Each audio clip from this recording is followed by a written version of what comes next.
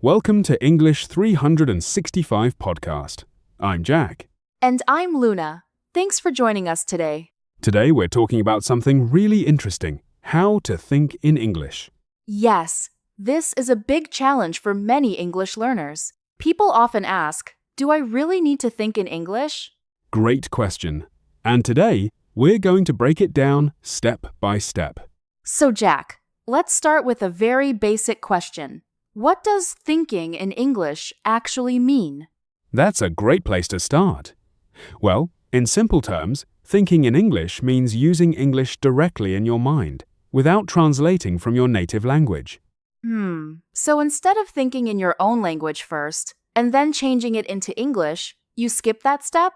Exactly. You go straight to English. For example, instead of thinking, "Wa'ala," how do I say that in English? You just think, I, hungry.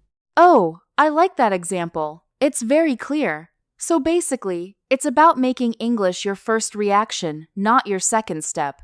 Yes, that's a great way to put it, your first reaction. Because a lot of learners are doing this two-step process all the time. Right. Step 1. Think in your native language. Step 2. Translate into English. And sometimes, step 3, check if it's correct. Yes. And by the time you finish all 3 steps, the conversation has already moved on. Exactly. That's why people often feel like, I know English, but I just can't speak fast enough. Yes. That's such a common frustration. And the problem is not always your vocabulary or grammar. It's the way your brain is processing the language.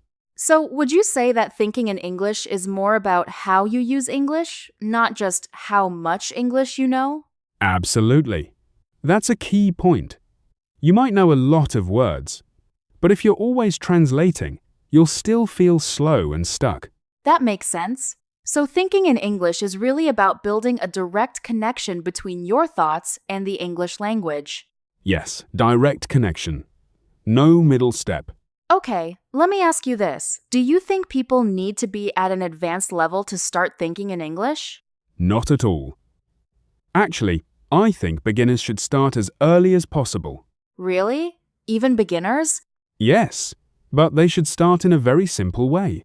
You don't need complex sentences. You don't need perfect grammar. So what would that look like for a beginner? For example, just naming things around you. You look at your desk and think, laptop, phone, cup. Ah, like building awareness in English. Exactly. You're training your brain to recognize the world in English. I like that idea. It feels very natural and not stressful. Yes, and that's important. Because when people hear think in English, they often feel pressure. Yeah, they imagine they need to suddenly think in full, perfect sentences. But that's not realistic. Thinking in English is a gradual process. So it's okay to start small and slowly build up? More than okay, that's actually the best way. So let me try to summarize this part. Thinking in English means using English directly in your mind, without translating. Right. It helps you respond faster and sound more natural. Exactly. And you don't need to be perfect, you just need to start simple. Perfect summary. All right, so now that we understand what it means, let's talk about why it's so difficult for most people. Yes, because this is where things get interesting. All right, so now we understand what it means to think in English. But let's be honest, this is not easy. Not easy at all. In fact, for many learners, this is one of the hardest parts of learning English. Yeah, so let's talk about that. Why is it so hard to think in English? Okay, I think the first reason is habit. That's a big one. Yeah, we've been thinking in our native language our whole life. It's automatic. It's natural. We don't even notice it. Exactly. It's like muscle memory. Your brain is already trained to think in a certain way. So when you try to switch to English, your brain kind of resists it. Yes, it feels uncomfortable. And sometimes even tiring. Right, because now your brain has to work harder. So it's not that you're bad at English, it's just that your brain is doing something new. That's a really important point. A lot of people blame themselves. Yeah, they think, why am I so slow? Or, why can't I do this? But actually, it's a completely normal process. Okay, let's move to the second reason limited vocabulary. Ah, yes. This one hurts. Yeah, because even if you want to think in English, sometimes you just don't know the words.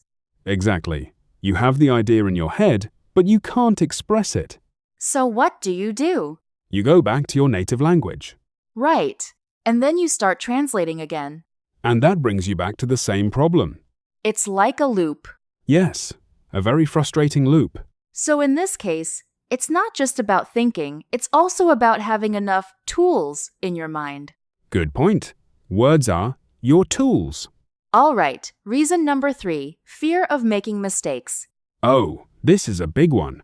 Yeah, even when people are just thinking, they still worry about being wrong. Isn't that interesting? Even in your own head, you're afraid of making mistakes. I know, it sounds a bit funny, but it's true. People are like, wait, is this sentence correct? Should I use past tense? Is this word right? And then they stop thinking. Exactly. They pause. They hesitate. So instead of thinking freely, they're constantly checking and correcting. Which makes everything slower. And less natural. Yes. Because real thinking is fast and fluid. Okay, I have another reason people try to be too perfect. Ah, perfectionism. Yes, they feel like every sentence in their head has to be perfect. But that's not how real thinking works. Exactly. Even in your native language, your thoughts are not perfect. They're messy, sometimes incomplete. Sometimes you don't even finish your sentences in your mind. Right. You just feel or know what you mean. So expecting perfect English thinking is unrealistic. Let me add one more lack of practice. Yes, that's a simple but important one. A lot of people only use English in class or when they're studying. But thinking in English is a daily skill. Exactly. If you don't practice it regularly, it won't become natural. It's like going to the gym once a week and expecting big results. Haha. Yeah, that doesn't work. So let's quickly summarize the reasons. Okay. Number 1, habit your brain is used to your native language. Number 2, limited vocabulary. Number 3, fear of making mistakes. Number 4, trying to be perfect. And number 5, not enough practice. That's a powerful list. Yeah, and I think many listeners can relate to at least one of these. Probably all of them. Haha, yeah, probably. But here's the good news. All of these problems can be improved. Yes, that's the important part. You just need the right method. Exactly. And that's what we're going to talk about next. Let's get practical. All right, how do we actually start thinking in English? All right. Now we get to the most important part of today's episode. How can you actually start thinking in English? Yes! We talked about the problems. Now let's talk about solutions. And don't worry, we're going to keep this very simple and practical. Exactly. No complicated theory, just things you can start doing today. Okay, step 1, start simple. Super simply. Like, really simple. Yes. Don't try to think in full sentences right away. That's the biggest mistake beginners make. Instead, just look around you and name things in English. Let's actually try this together. Good idea. All right, look around wherever you are right now. What do you see? Maybe you see a desk, a chair, a phone. Maybe a window, a door, a cup of coffee? That's it. Just words. No grammar, no pressure. You're just training your brain to connect the world with English. Exactly. This is the foundation. All right. Step 2. Build simple sentences. Now we go one level up. But still keep it easy. For example, I am sitting. I am drinking coffee. I am using my phone. Or even simpler. I'm tired. I'm hungry. It's cold. Yes, these are real thoughts you have every day. And that's the key use, real life. Don't try to create fancy sentences. Nobody is thinking like, I am currently experiencing a state of exhaustion. Exactly. We just think, I'm tired. All right. Step 3, and this is my favorite. talk to yourself. Yes, this is powerful. And also a little funny.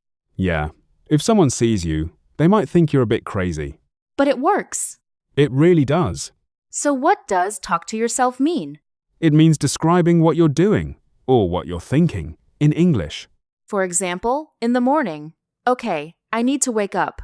I'm going to brush my teeth. I need coffee. Or when you're working, I need to finish this task. This is a bit difficult. I should take a break. You're basically creating a mini conversation in your head.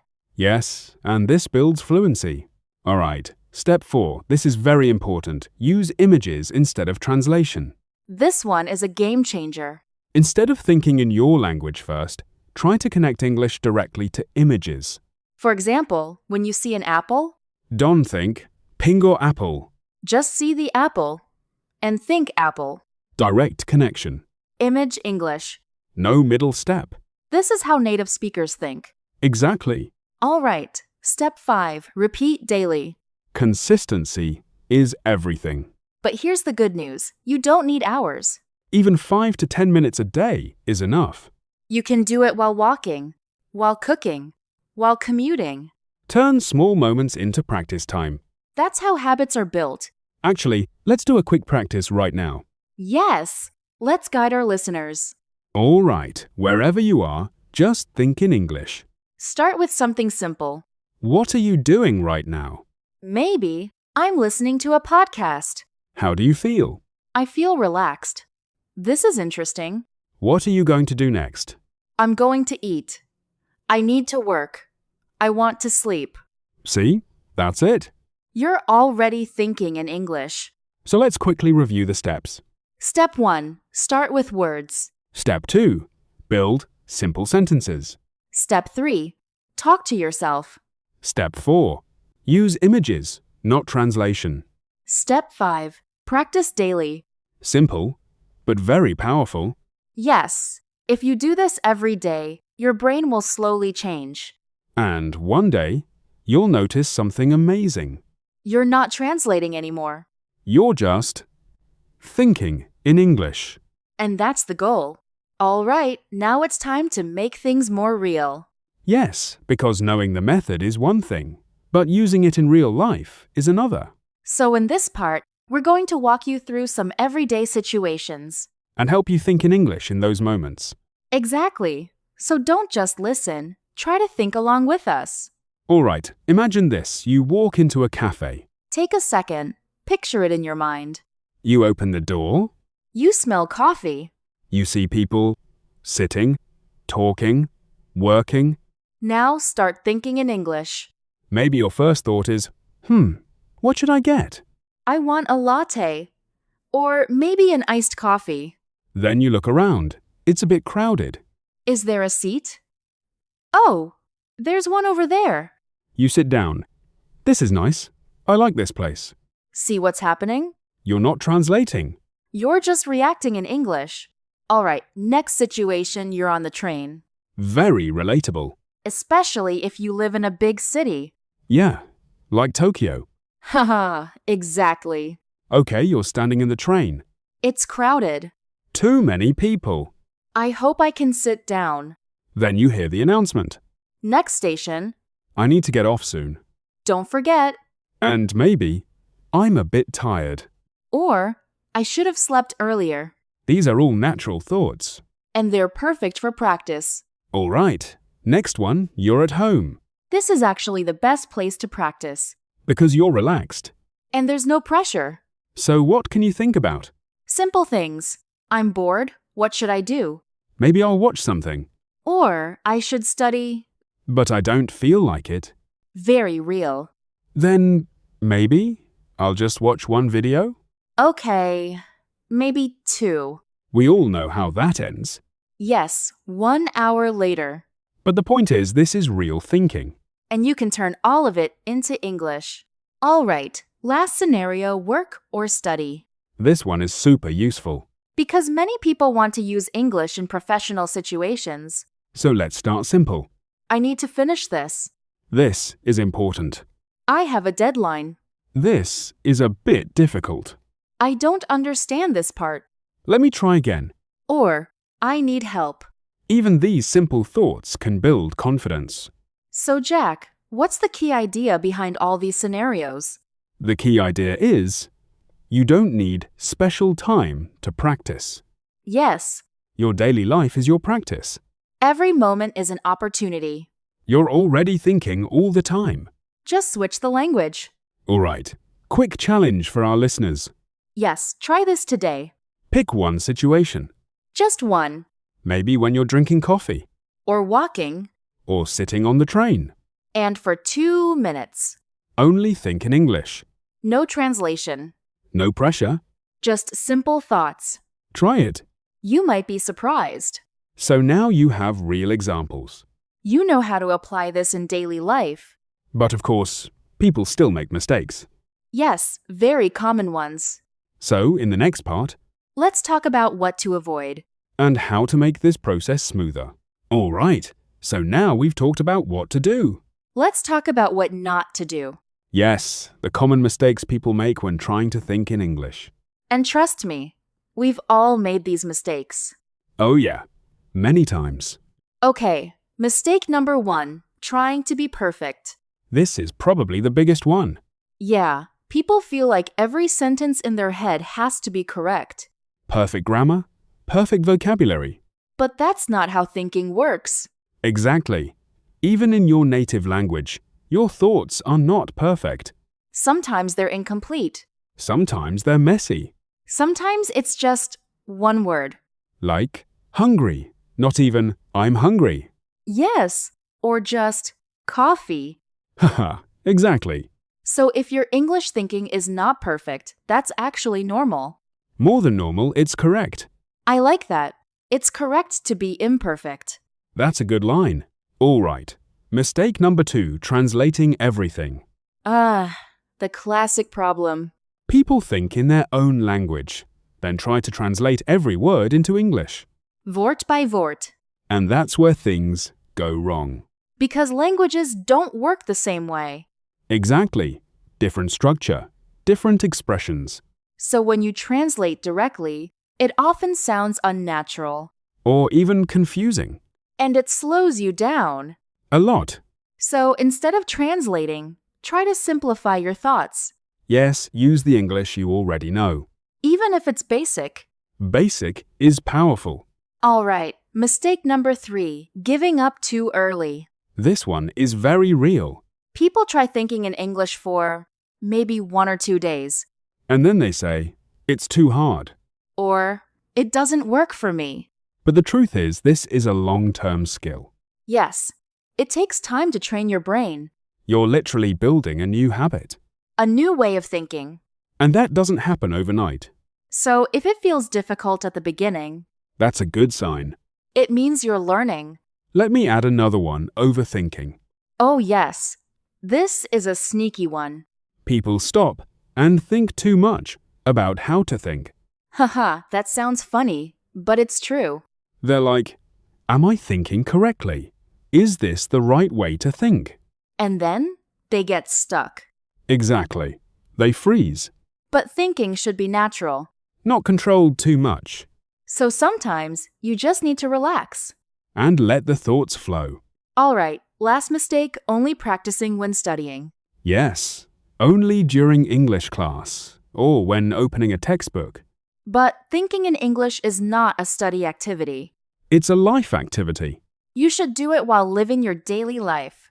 Walking, eating, working, resting. That's where real progress happens. So if you're struggling with thinking in English, It might not be because your English is bad. it might be because of these habits. And the good news is, habits can change. Step by step. Let me say something important. Go ahead. Thinking in English is not about being perfect. It's about being natural. It's not about knowing everything. It's about using what you already know. And it's not about speed at the beginning. It's about consistency. All right, so now we know what mistakes to avoid. And what mindset we need. So in the final part, Let's talk about how to stay consistent. and make this a daily habit. All right, we've talked about what thinking in English is, Why it's difficult. how to do it, and what mistakes to avoid. So now, let's talk about something very important. How to stay consistent. Yes, because, honestly, consistency is the real key. Okay, tip number 1. Keep it small. Very small. Don't try to do too much. You don't need 1 hour a day, Even 5 minutes is enough. but do it every day. Yes, every day is more important than how long. Because you're building a habit. Tip number 2, connect it to your daily routine. This is very powerful. For example, when you brush your teeth, Think in English. when you walk outside, Think in English. when you're waiting for something, Use that time. no extra time needed. Just use the time you already have. All right, tip number 3. Don't judge yourself. This is a big one. Sometimes your English thinking will feel slow, Or simpler. or even wrong. And that's okay. You're learning. You're improving. So instead of thinking, this is not good enough, Think, I'm practicing. Tip number 4, surround yourself with English. yes, create an English environment. Listen to podcasts. Watch videos.